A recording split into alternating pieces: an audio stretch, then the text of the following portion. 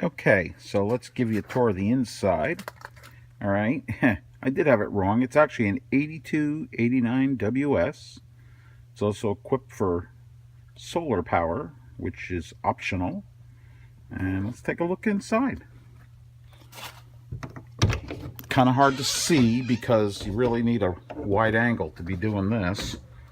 But it's pretty nice inside. That's why we picked this particular model. There's your stove. So nice refrigerator. Pretty good size, both for an RV, a microwave. We'll go over there, we'll show you the wardrobe cabinet. There's a center island, that's where your sink is. And let's come on over there. Here's your light goes on when you open the door, just like the refrigerator. Pretty good size for, you know, you put your food and all that stuff, dry goods in. This is the slide on the one side. There's like a, it's actually like a double bed, pulls out if you need it. If you wanted to sleep 2 more people. There's 2 recliners in the back. That's for us, actually. And come over here. You know what? We'll sit down in the chair and we'll show you what it looks like from here. So there's a table here for 4 people. 42-inch TV. And nice stereo. And the stereo actually has 3 zones in here. And also it plays up in the bedroom for zone 3. And I think zone 2 is the outside speakers. So kind of nice. It's a little disappointed the DVD player is not a Blu-ray. Not a big deal, but I was kind of surprised that it doesn't cost much more for a Blu-ray. The fireplace, well, you can't see, but it's on the bottom there. That's good if you're in an RV park and you're getting power for free, like I said before. One thing about the fifth wheels that are nice, okay, is if I put this up here, the ceiling is really high. You're never going to get that in a just a trailer that you tow, because they don't make tow trailers that high. And the reason is because it would be all over the road. They're all over the road even at 9 feet. They're not going to make them, this is over 12 foot. And with the fifth wheel, you don't have to worry about it going all over the highway. So like I said, this is just my iPhone, so it's not, it's kind of hard to get a view of how big this is in here. And let's take a walk upstairs and we'll show you the bedroom and the bathroom, and the control panels are in the hallway here. Let's take a look.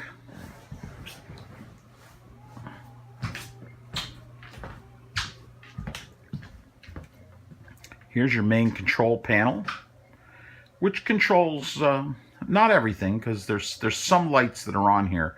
Most of the lights that are on here are outdoor lights. The indoor lights are on these other switches that I'll show you, but to the right of it is the heat control for air conditioning and heat, propane heat. And it's 2 zones, and it's also 2, like I had mentioned in the other video, has 2 air conditioners, 2 zones. So, and your slides go in and out. If you read all the little buttons there, there's heaters for the water tanks, things such as that. If it's cold, you can turn them on and off, that type of thing. And on the top there, to the right of the Rockwood, is the one you see that's lit up. That's the battery charge, which is obviously all the way up because it's plugged in. But all the other ones are the gray water, the black water tank, how full it is, how your fresh water, and a few other little things. So, and down below here, there's just a light switch there, and for 4 lights, and that's your fuse panel. It has breakers and fuses in it. So let's go up to the bedroom. The bedroom is adequate size. It's a queen bed. You know, it's a little tight in here. It's an RV. And there's a window here on the right, and on a little, you can see there's like a little nightstand there with power. You can plug your iPhone in. There's cabinets up above the bed. There's a cabinet to the left instead of a nightstand, which I don't know if I would do that, but it's the way it is. It's nice. It's a nice big cabinet. You can actually hang clothes in there. And then over here is the wardrobe slide. And those two mirrors, they slide open. And you can hang clothes in there. And if we come back here, we open up this door, which actually leads into the bathroom. Let's get them over here. And this is set up this way. Let me go back here so you kind of get the idea. There's where you can come in here, where I came in, and here's going into the bathroom. It's actually set up for two couples could live in this. One couple up here and one using the hide-a-bed down below, and both couples would have access to the bathroom and, you know, and their own door into it, which is kind of nice. The shower, I'm not going to open it, but it's nice. It's pretty big. It's not as big as your home one, but it's nice. There's a skylight above it, so it's daytime. There's also lights, which I actually don't have on in here. And here's your other door going out. There's some models have where there's no wall, like this wall here. So the bathroom and the bedroom are open to one another. For just a couple, that's probably fine. But if you're going to take another couple with you, that could be a little awkward. So, of course, everybody knows what that is. And it's kind of an essential thing. Let's take a look out here again. That's about it on the inside. We picked this model because we really, really like the way it's laid out. We like the two slides, which gives you can get a good idea here how wide it is when you have it parked and you have the slides out. When these slides are in, they're both of them are pretty much right up to this center island. You can't go back there when those slides are in. But it still gives you access to the bathroom and the bedroom. Like if you're in a rest area and you just wanted to go to sleep, you can definitely turn the heat on here and sleep in a rest area on the side of the road, or a Flying J or whatever. And you can sleep in here and, you know, use the bathroom.